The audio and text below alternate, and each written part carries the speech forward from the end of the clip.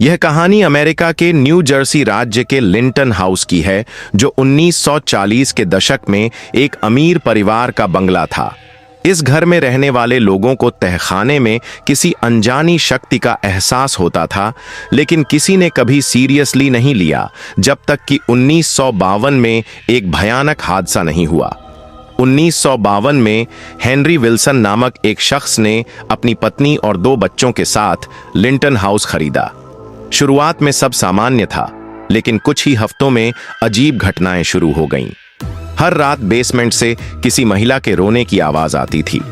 पहले तो सबने समझा कि शायद पुराना मकान है, आवाजें गूंजती होंगी। लेकिन फिर उनके छोटे बेटे जॉन ने कहा, पापा, बेसमेंट में एक आंटी बैठी रो रही थीं। उनके चेहरे पर खून था।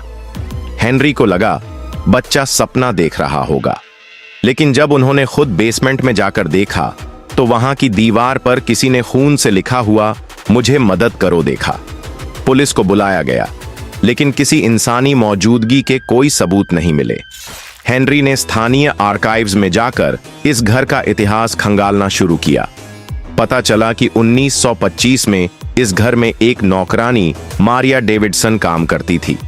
उस पर चोरी का झूठा इल्जाम लगा था और घर के मालिकों ने उसे बेसमेंट में बंद कर दिया था, जहां वह भूख और डिप्रेशन से मर गई।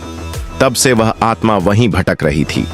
एक रात हेनरी की पत्नी एनी को ऐसा लगा जैसे किसी ने उसके बाल पकड़कर उसे बेसमेंट की ओर घसीटा। एनी चीखती रही और परिवार वालों ने मिलकर उसे खींचकर बाहर निकाला। अगले ही दिन परिवार ने वह घर बेच दिया और शहर छोड़ दिया। उस घर को कई बार रेनोवेट किया गया, लेकिन किसी ने लंबे समय तक उसमें रहना स्वीकार नहीं किया।